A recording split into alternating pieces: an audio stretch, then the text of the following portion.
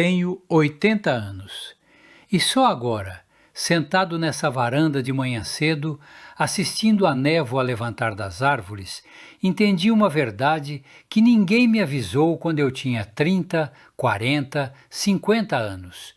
Uma verdade dura, a mais dura de todas. E estou te contando antes que seja tarde demais para você, porque para mim, em alguns aspectos, já foi. Me chamo Arthur, e se você tem menos de 80 anos, preste atenção no que vem agora, porque chegar até aqui me custou tudo e aprendi coisas que ninguém consegue aprender sem atravessar o tempo que eu atravessei. Deixa o like agora, se inscreve no canal e ao final me conta nos comentários o que a vida já te ensinou que você gostaria de ter aprendido mais cedo. Quero ler cada resposta. Ao longo de 8 décadas, vi o mundo mudar, mas mais do que isso, vi as pessoas irem embora. Pais, irmãos, os amigos mais antigos, e a pessoa que pensei que estaria segurando a minha mão até o último segundo. Foram todos. Quando você chega nessa idade, você vira uma espécie de fantasma num mundo que pertence aos jovens. Vê eles correndo, se preocupando com coisas que, de onde estou, parecem grãos de areia. Às vezes me perguntam o que é isso, ser velho assim, ou me olham com pena, como se ser o último a ficar de pé fosse uma tragédia. Mas existe um segredo sobre chegar aos 80 que ninguém te conta até que você chegue lá. Quando tudo e todos vão embora, o que resta não é o vazio, é a verdade. Em primeiro lugar, aprendi que nunca fomos donos de nada. Nos meus 40 e 50 anos, achei que a vida se definia pelo que eu tinha construído. A carreira, a casa, a reputação que construí na comunidade ao redor. Guardava essas coisas como se fossem permanentes, como se fossem a própria identidade. Como se o dia em que perdi qualquer uma delas fosse o fim de algo essencial. Mas aos 80, olho para as próprias mãos e vejo que estão vazias. E ao contrário do que esperava, tudo bem. Mais do que tudo bem. Assisti às casas onde morei serem vendidas para famílias que não me conhecem e não precisam me conhecer.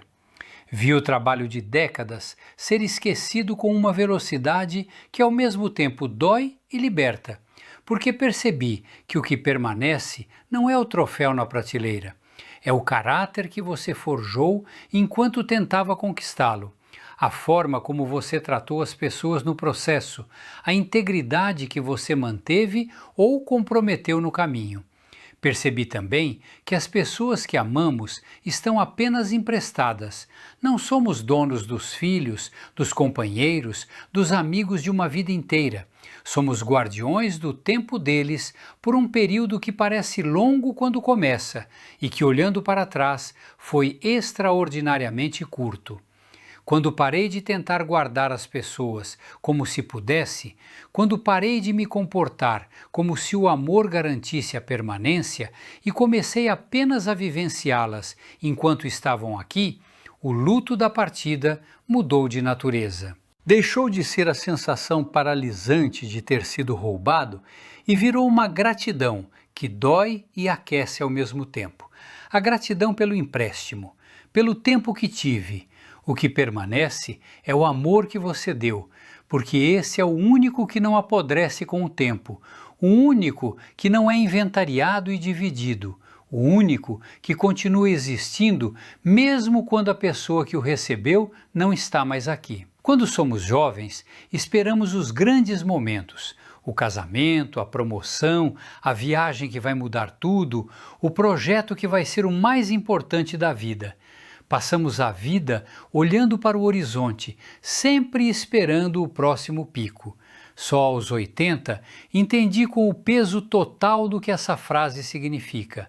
A vida não é feita dos picos da montanha, é feita do caminho entre eles, do cotidiano que parece comum porque você ainda não sabe que vai sentir falta dele. Se eu pudesse voltar com o que sei agora, não buscaria mais sucesso, buscaria mais atenção, mais presença, mais intenção no ordinário. Ficaria mais tempo sobre uma xícara de café, escutaria os pássaros de manhã com mais intenção.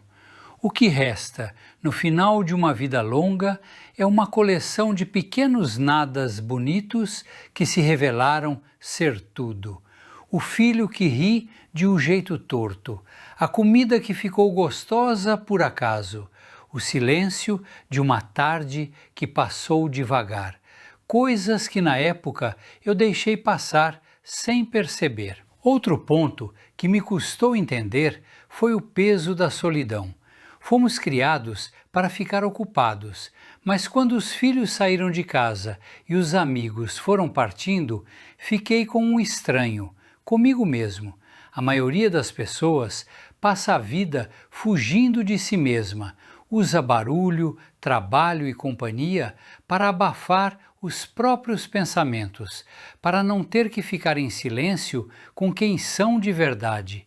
Eu fiz isso também por décadas, mas aos 80 você não consegue mais fugir. O corpo não deixa, os joelhos não correm mais do mesmo jeito. O ritmo muda, então você senta. E nesse sentar, que no começo parecia derrota, descobri uma força que não sabia que tinha. A força de estar comigo mesmo sem precisar de ruído para me suportar. O que permanece é a fortaleza interna.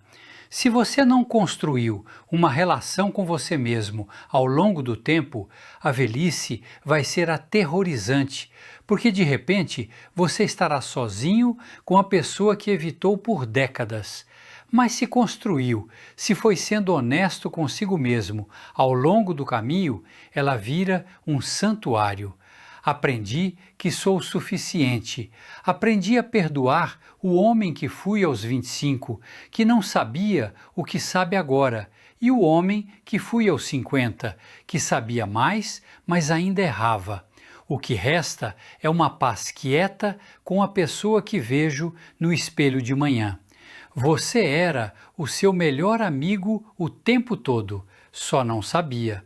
Compartilhe esse vídeo com alguém que você sabe que ainda está vivendo como se o tempo fosse infinito. Pode ser a palavra que essa pessoa precisava ouvir. E continua comigo, porque o que vem agora é o mais difícil de admitir. As pessoas me perguntam se tenho arrependimentos. Claro que tenho. Uma vida inteira de escolhas inevitavelmente inclui coisas que você faria diferente se pudesse. Só um tolo ou um mentiroso diz que não tem. Mas aos 80, aprendi que existe uma diferença importante entre pesar e remorso.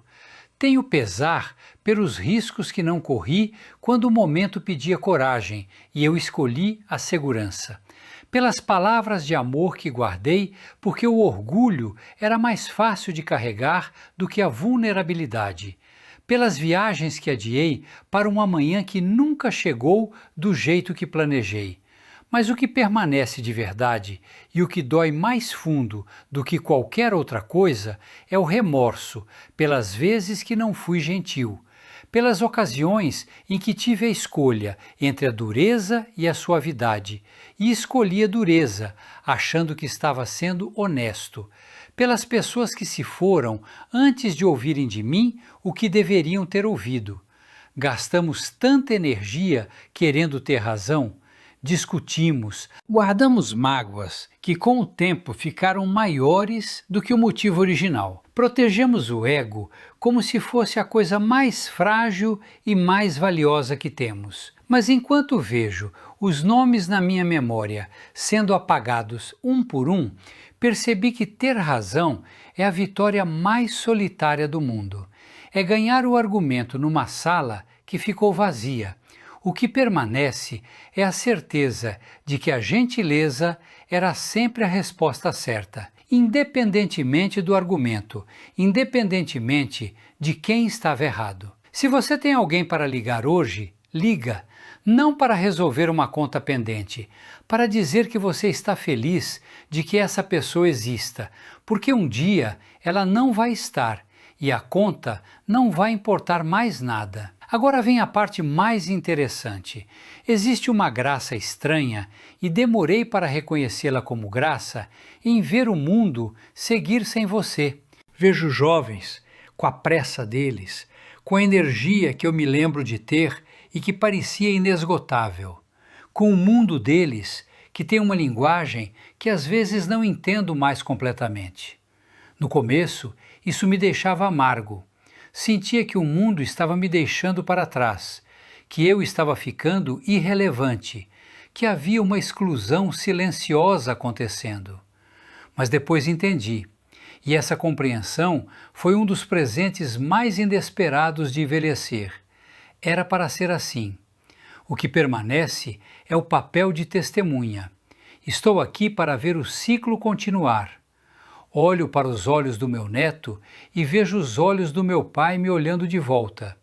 Percebo que sou apenas um ponto numa linha muito longa. O meu trabalho agora não é liderar o desfile, é aplaudir da calçada. E existe uma liberdade imensa em largar a necessidade de ser importante.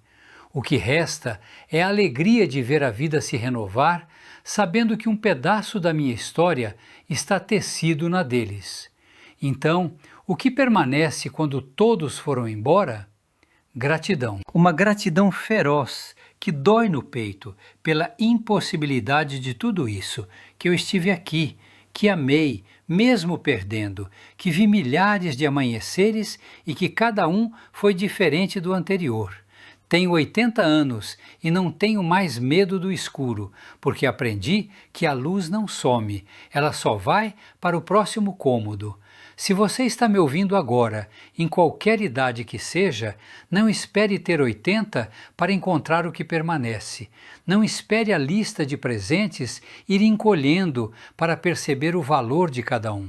Procure agora, ainda que seja difícil encontrar no meio da pressa.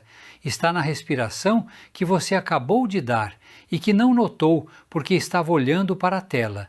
Está na pessoa sentada ao seu lado que talvez esteja mais quieta do que deveria e que precisa de uma pergunta real, não de um como vai que não espera a resposta.